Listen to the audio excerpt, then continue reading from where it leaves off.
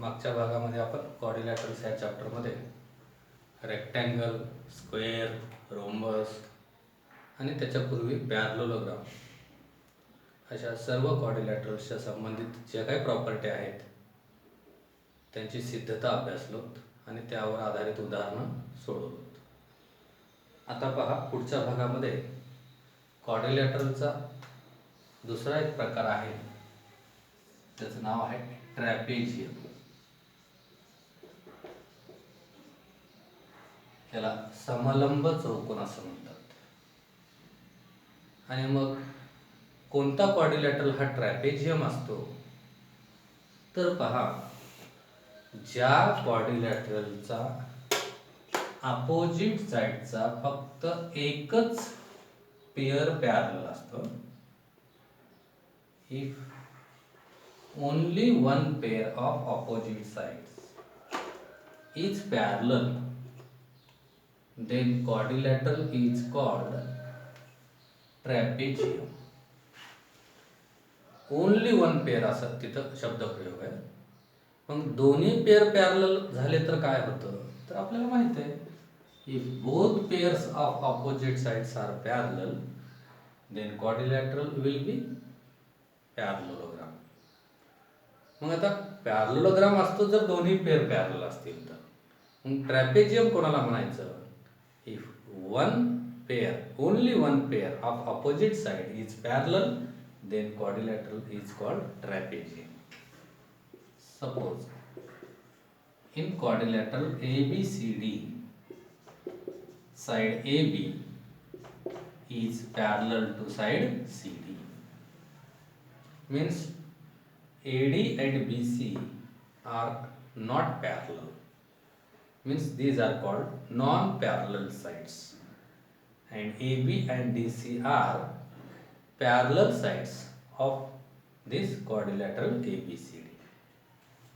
आणि मग असा ओनली वन पेअर अपोजिट साइडचा पॅरलल असेल तर तो क्वाड्रिलॅटरल ट्रॅपेझियम म्हटला जातो. ठीक. त्याच्या पुढे जाऊन हे जे AD आणि BC नॉन पॅरलल साइड्स आहेत, जर हे नॉन पॅरलल साइड्स कॉन्ग्रेंट असतील तेव्हा मात्र त्या ट्रॅपेझियमला आयसोसेलस ट्रॅपेझियम असं म्हणतात.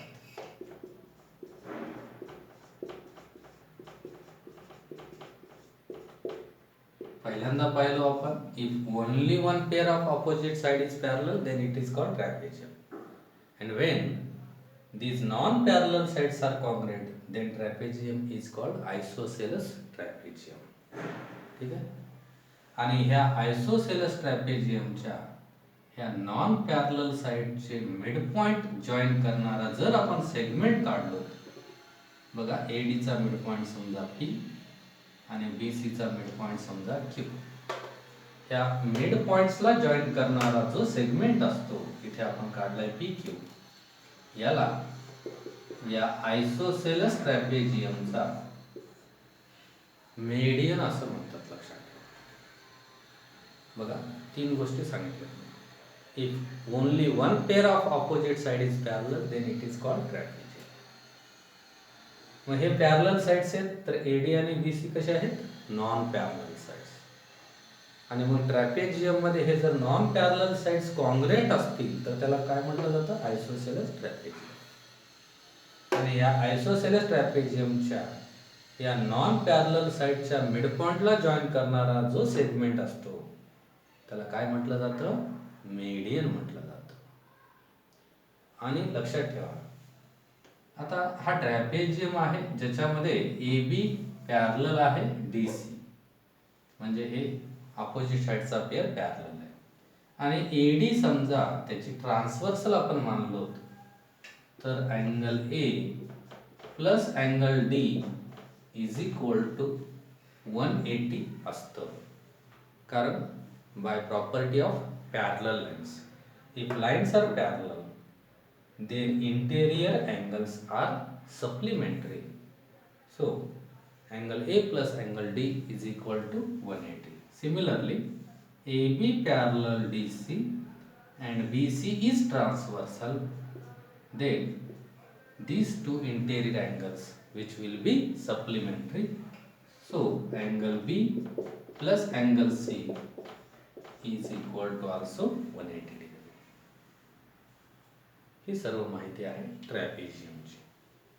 बघा आता यापुढे प्रॅक्टिस सेट 5.4 मध्ये या ट्रॅपेझियमवर आधारित उदाहरणं आहेत. फर्स्ट क्वेश्चन,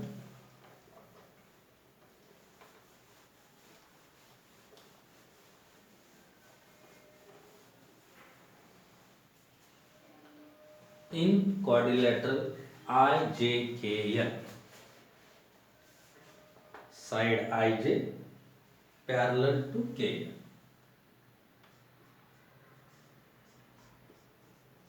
IJKL मध्ये IJ पॅरलल आहे KL ला. Angle I is equal to 108 degree. Angle K equal to 53 degree. Then find the measures of angle J and angle L. पहा, क्वाड्रिलॅटरल IJKL हा ज्याच्यामध्ये IJ पॅरलल आहे KL. पहिल्यांदा आपण for understanding quadrilateral draw करूया. लक्षात घ्या, याच्यामध्ये एक पेअर पॅरलल आहे.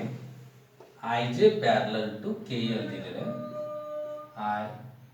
IJKL नावं देताना बघा, इरेजरनं पेन्सिलनं लिहायचं म्हणजे आपल्याला इरेज करता येतं. कारण या दिलेल्या कंडिशनला गृहीत धरून नावं द्यायची. बघा मी कशी दिले तर तुम्हाला लक्षात येईल. आपण नावं देण्यात काही चूक केलोत का आणि मग इरेज करून आपल्याला ते करेक्ट करता येईल.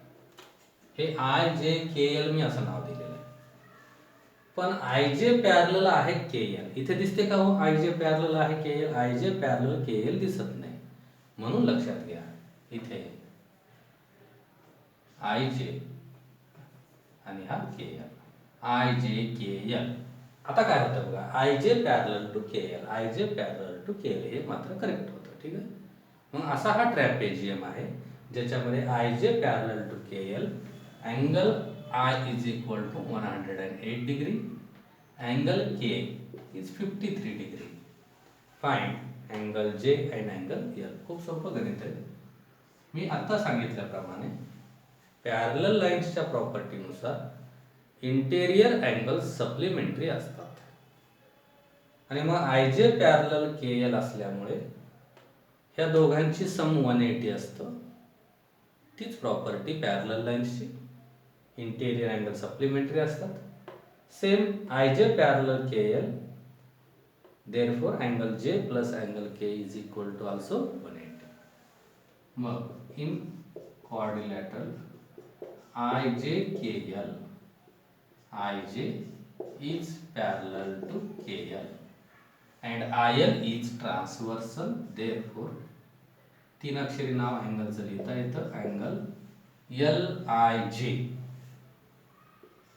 प्लस अँगल ILK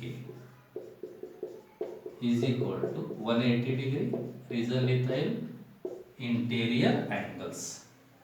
आणि मग यामध्ये LIJ म्हणजेच हा अँगल I एक अक्षर लिहिलं तरी चालतं. कन्फ्यूज होत असेल तर तीन अक्षर लिहायचं. I चं माप 108 आहे आणि मग ILK म्हणजेच अँगल L फाइंड करायचं is equal to 180. Angle L is equal to 180 minus 108 is equal to 72 degree. Therefore angle L is equal to 72 degree. Angle L ची किंमत काढतो. सेम सिमिलरली हा IJ पुन्हा पॅरलल आहे KL ला. आता ट्रान्सव्हर्सलचं नाव बदलेल, JK इज ट्रान्सव्हर्सल. बाकी सर्व रीत सेम आहे.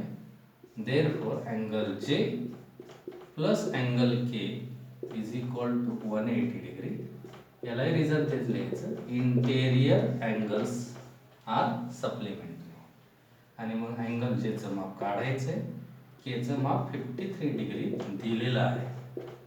Therefore angle J is equal to 180 minus 53. Angle J is equal to 127 degree. अशा प्रकारे आपल्याला L आणि J या दोन अँगल्सची माप फाइंड करायला सांगितलेले, तिथे आपण फाइंड करतो.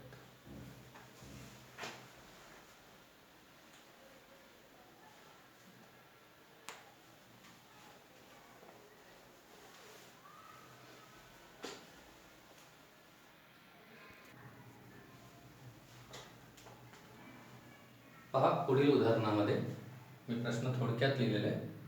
पुस्तक समोर घ्या म्हणजे तुम्हाला पूर्ण प्रश्न कळेल. In quadrilateral ABCD, side BC is parallel to side AD and side AB is congruent to side DC. आकृती काढल्यावर कळेल आपल्याला.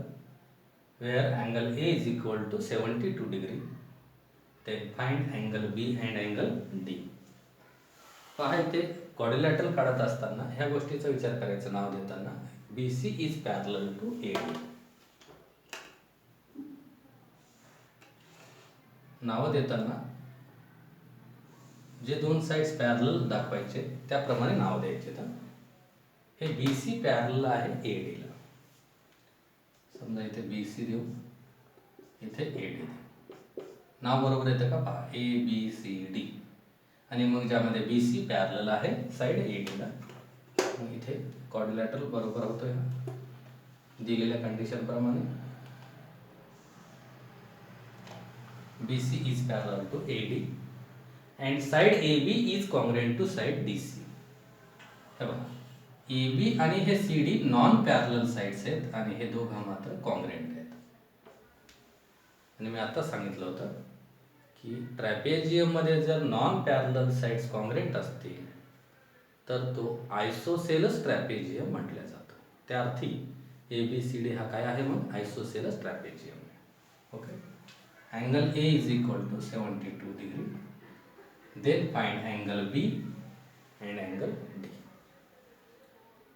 लक्षात घ्या, अँगल B आपल्याला आत्ताच्या उदाहरणाप्रमाणे सहजरित्या फाइंड करता येतो, कारण BC पॅरलल आहे AD ला आणि जर आपण AB ट्रान्सव्हर्सल घेतलो तर या दोघांची बेरीज 180 मांडून B ची किंमत काढता येईल. आपण ते पुढे काढूया. तत्पूर्वी इथे कन्स्ट्रक्शन करून आपल्याला अँगल D चं माप काढायचं आहे. बघा, कळेल. मी काय करतोय, या B या वर्टेक्स मधून एक परपेंडिक्युलर काढतोय AD वर. सेम इकडे पण C या वर्टेक्स मधून AD वर परपेंडिक्युलर काढतो.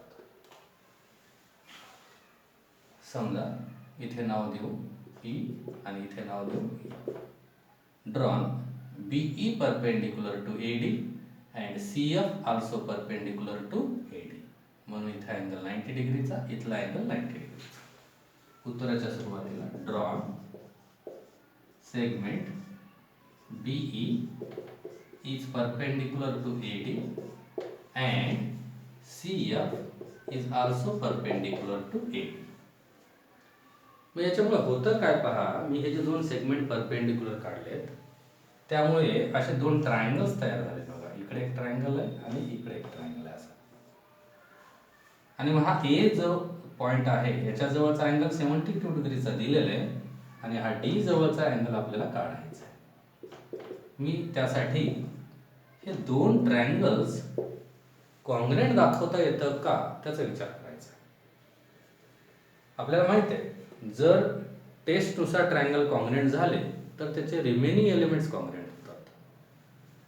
मग त्यानुसार आपल्याला angle A congruent to angle D घेता येईल आणि मग A चं माप 72 म्हणून D चं माप पण 72 मिळेल. मग ट्रायंगल्स कॉन्ग्रुएंट होण्यासाठी पहा, आपल्याला टेस्ट अप्लाय करावं लागेल, ज्यामध्ये हा AB कॉन्ग्रुएंट आहे या CD शी. ऑलरेडी दिलेलं आहे AB कॉन्ग्रुएंट टू DC.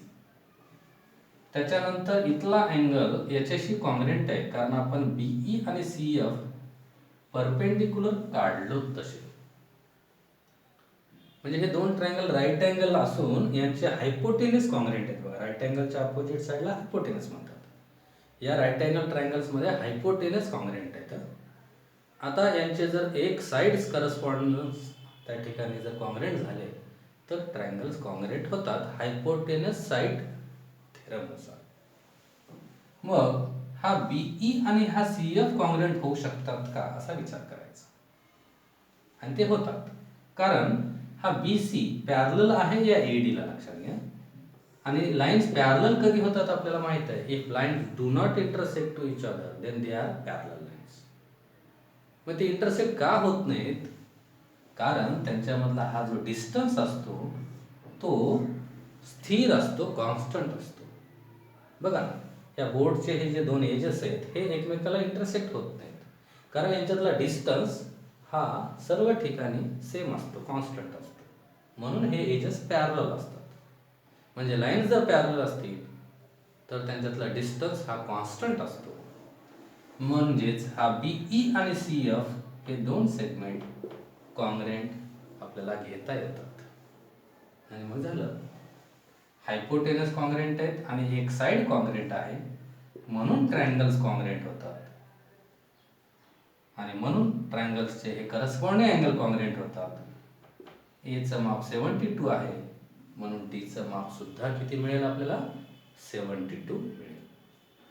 मग ह्या कन्स्ट्रक्शन प्रमाणे हे कन्स्ट्रक्शन केल्यामुळे आपल्याला पुढे हे दोन ट्रायंगल्स मिळतात, ज्यामध्ये बीई कॉंग्रेंट टू सीएफ लिहायचे, ते मिळवायचे. BC is parallel to AD. Therefore हे गिवन आहे, हे बीसी पॅरलल टू एडी हे गिवन आहे. म्हणून segment BE is congruent to segment CF. हे बीई कॉंग्रेंट टू सीएफ होतं. मी आता सांगितलेल्या नियमाप्रमाणे पॅरलल लाईन्स मधलं डिस्टन्स कसं असतं? कॉन्स्टंट. इथं आपल्याला तसं रिझन डिटेल लिहिता येतं. Distance between parallel lines, parallel lines मधलं डिस्टन्स कसं असतं? कॉन्स्टंट असतं. म्हणून हे दोन सेगमेंट कॉंग्रेंट घेतलं. याचाच अर्थ बीई इक्वल टू काय झाला मग? सीएफ. किंवा हे डायरेक्ट असं इक्वेशन रेफर केलं तरी चालतं. नाव इन ट्रायंगल हे दोन ट्रायंगल कुठूनही घ्या, करस्पॉन्डन्स बरोबर ठेवा. AED in triangle AED and triangle हे एईडी घेतलं तर डीएफसी. मग यामध्ये अँगल एईडी इक्वल टू किंवा कॉंग्रेंट टू अँगल डीएफसी. कारण ईच इज 90 डिग्री लिहा किंवा कन्स्ट्रक्शन लिहिलं तरी चालतं. आपण तसं कन्स्ट्रक्शन केलं, परपेंडिक्युलर काढलं, म्हणून हे दोघं कॉंग्रेंट आहेत. त्याच्यानंतर हा ए बी जो राईट अँगलची अपोजिट साइड असल्यामुळे त्याला म्हणतात hypotenuse A B is congruent to hypotenuse C D. हे मात्र दिलेलं आहे बघा, A B congruent to C D. त्याच्यानंतर हे जे मिळवलं याला इक्वेशन 1 दिलं बघा, segment BE is congruent to segment CF. हा segment BE is congruent to segment CF from equation 1. Therefore, triangle AED is congruent to triangle DEFC. Test लागू पडतं हायपोटेनस साइड टेस्ट. या टेस्टनुसार हे दोन ट्रायंगल्स कॉंग्रुएंट होतात. आणि जेव्हा दोन ट्रायंगल्स कॉंग्रुएंट होतात, लक्षात घ्या, तेव्हा त्याचे रिमेनिंग एलिमेंट्स कॉंग्रुएंट होतात. मग त्यानुसार therefore हा angle A is congruent to angle D. Reason, corresponding angles of congruent triangles. Angle A is equal to 72 degree. हे दिलेलं आहे, म्हणून angle D is equal to 72 degree. इथे मिळालं angle D चं माप, जे आपल्याला काढायला सांगितलं. आणि angle B चं माप कसं काढायचं सांगितलं बघा. इथे इथे हे BC parallel to AD and AB is transversal. Therefore, angle B plus angle A is equal to 180 degree.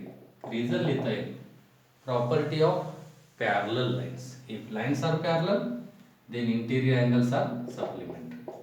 Angle B plus 72 degree is equal to 180 degree. Therefore angle B is equal to 180 minus 72. Therefore angle B is equal to 180. याप्रमाणे angle बी चं माप आणि हे angle D चं माप, या दोन्ही अँगलचे माप इथं काढतात.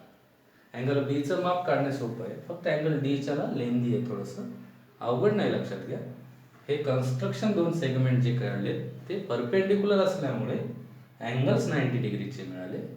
आणि दुसरी गोष्ट, हे लाईन पॅरलल असल्यामुळे हे दोन जे सेगमेंट डिस्टन्स रिप्रेझेंट करतात पॅरलल लाईन्समधलं, ते सुद्धा कॉन्ग्रुएंट आहेत. याला इक्वेशन मिळवलं जे इथं रेफर केलं, याला कारण लिहा वाटलंच फ्रॉम इक्वेशन. हे तर दिलेलं आहे, हे फ्रॉम 1 आणि हे कन्स्ट्रक्शननुसार इच इज 90 डिग्री, म्हणून ट्रायंगल्स कॉन्ग्रुएंट झाले. आणि मग ट्रायंगल्स कॉन्ग्रुएंट झाले म्हणून यांचे remaining elements angle A congruent to angle D, corresponding angles of congruent triangles. आणि एचं माप 72 डिग्री दिलेलं आहे ऑलरेडी आपल्याला, म्हणून डीचं माप पण 72 डिग्री हे मिळतं.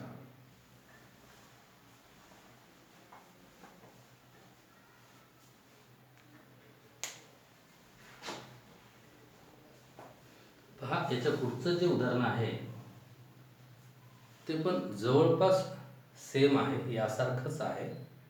बघा, प्रयत्न करा. मी इथे जी रीत सांगितलेली आहे ती लक्षात ठेवा आणि वहीमध्ये लक्षात घ्या. मी हे जेवढे सगळे उदाहरणं घेतोय ते तुम्ही फेर वहीमध्ये लिहा, कारण 9वी 10वीच्या परीक्षा होणार आहेत. लक्षात ठेवा, आता जे काही सिलेबस कमी झालं आहे, 9वीचं कसं असतं, फर्स्ट टर्म सेकंड टर्म असा पॅटर्न असतो. मग तुमचं फर्स्ट टर्मचं तर त्या ठिकाणी जेवढं झालं तेवढं गेलं, पण आता सेकंड टर्म होईल.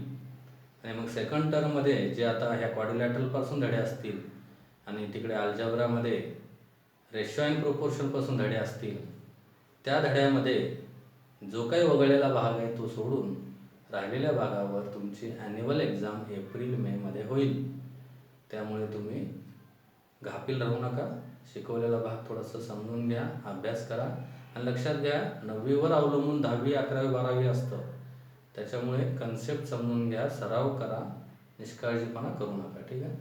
याच्या पुढचं उदाहरण जवळपास असंच आहे. बघा, प्रयत्न करा, जमतं का, नसेल तरी मी पुढच्या भागात ते सांगतो.